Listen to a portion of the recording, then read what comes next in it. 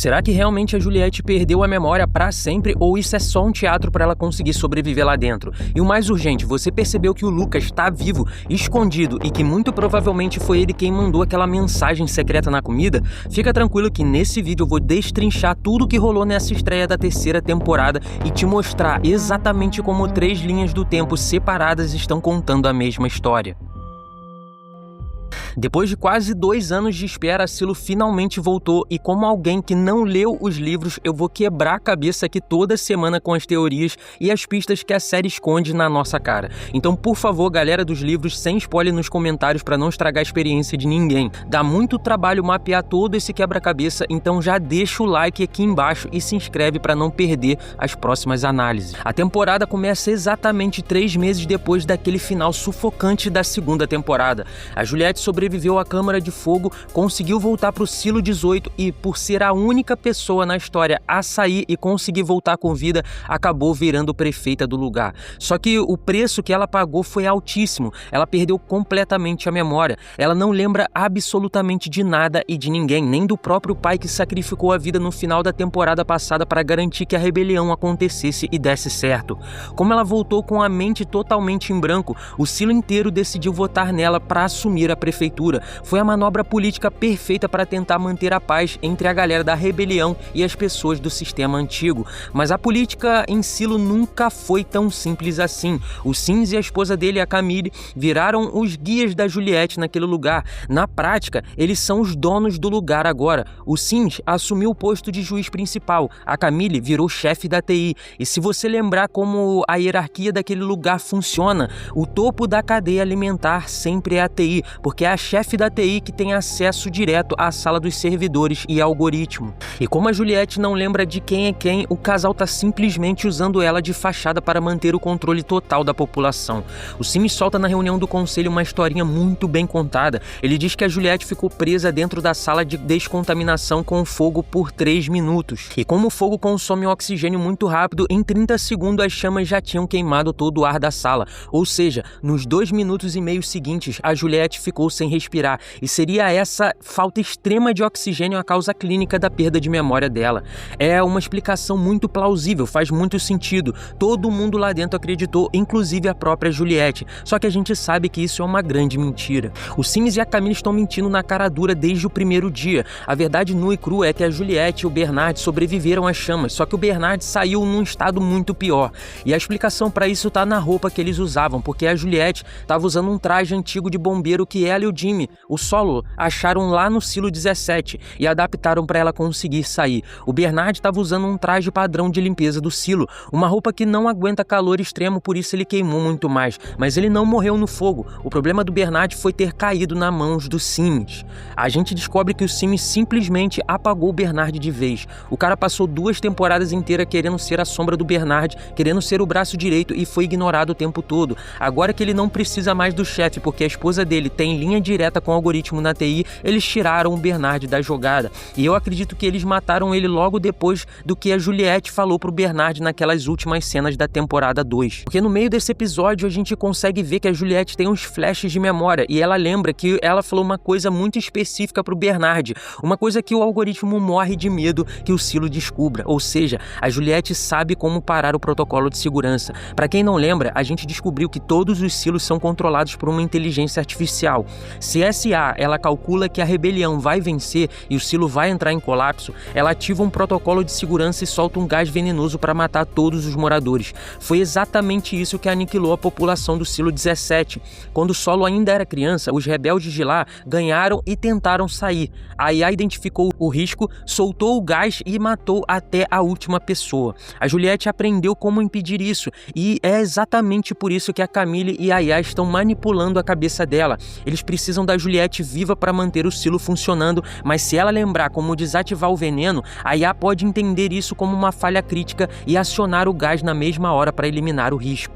A Camille finge ser a melhor amiga dela, mas está controlando tudo. Ela mostra um vídeo da Juliette sobrevivendo lá fora, só que é uma filmagem completamente falsa, uma imagem que provavelmente foi gerada pela própria IA. A Camille omite totalmente a existência do Silo 17 e ela sabe que ele existe. O Bernard sabia de tudo e agora que ela está na sala dos servidores, o código-fonte que governa o Silo tem que ter essa informação.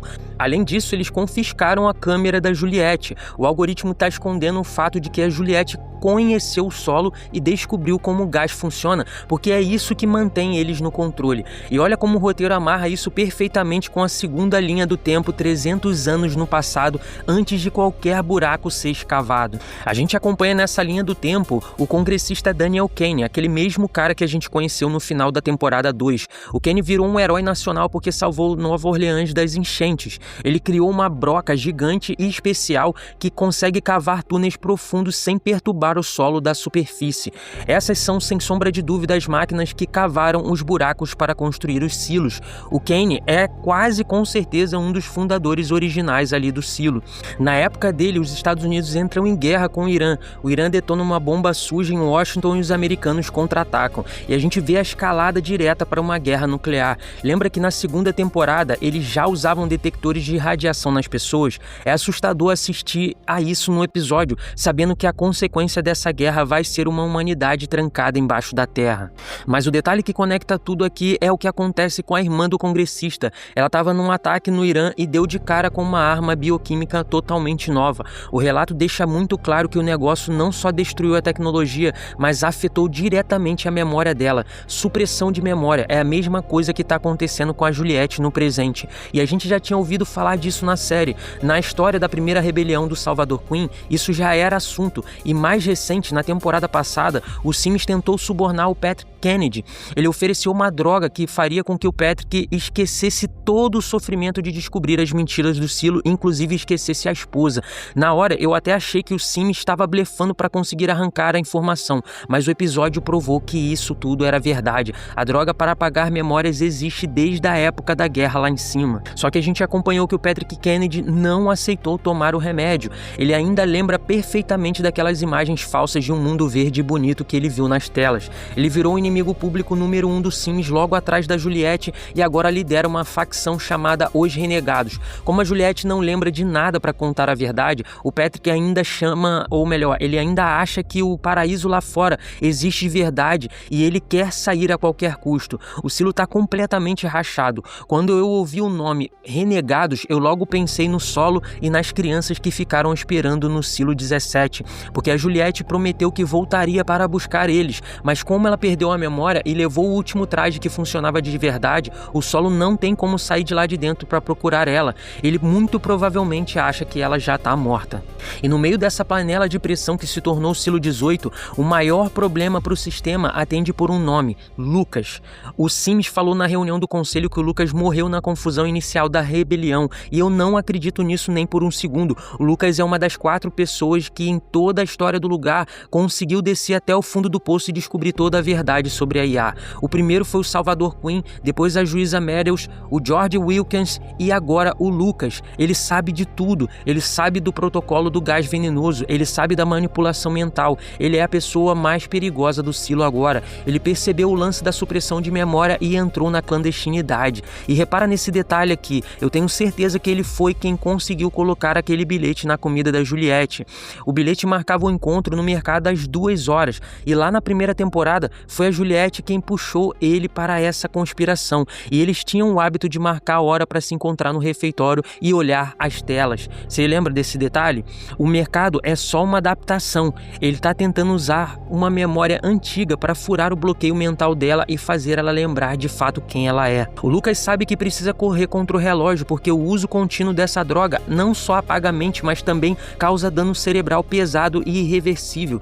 A gente viu isso acontecer com a Glória na primeira temporada, por isso ele não tem como agir sozinho. Ele com certeza se juntou com a Walker e a galera do departamento de suprimentos. A logística do Silo sempre foi o coração de qualquer resistência ali dentro, e aqui entra a nova assistente da chefe de suprimentos. Ela entra em cena aqui, e quando ela cruza com a Juliette, ela solta que tá tudo bem nos suprimentos. A câmera foca na Juliette tendo um micro gatilho, digamos digamos assim. Aquilo claramente foi uma palavra código para tentar acionar a memória dela da primeira temporada, e eles vão precisar de toda a ajuda possível. E a minha teoria é que o plano final do algoritmo e da Camille é consertar todos os danos físicos que a rebelião causou e logo em seguida apagar a memória do silo inteiro de uma vez só. O setor de mineração já está reclamando sobre até onde eles podem escavar. O papo sobre as brocas está voltando forte. Tudo isso está ligando o problema debaixo da terra direto com as invenções do congressista lá no passado. Tem muita peça para se mover nesse tabuleiro ainda, e eu quero saber de você. Comenta aqui embaixo se você também acha que o bilhete foi mandado pelo Lucas e se essa conexão da arma bioquímica com a falta de memória faz sentido na sua cabeça. Já deixa o like se o vídeo te ajudou a conectar alguns pontos e se inscreve no canal para não perder as teorias do próximo episódio. Um abraço, a gente vai se falando. Lembrando que ainda essa semana vai sair vídeo novo também sobre essa série e sobre From, então não perde, ativa o sininho para você ser notificado quando sair vídeo novo no canal. A gente vai se falando, valeu e fui!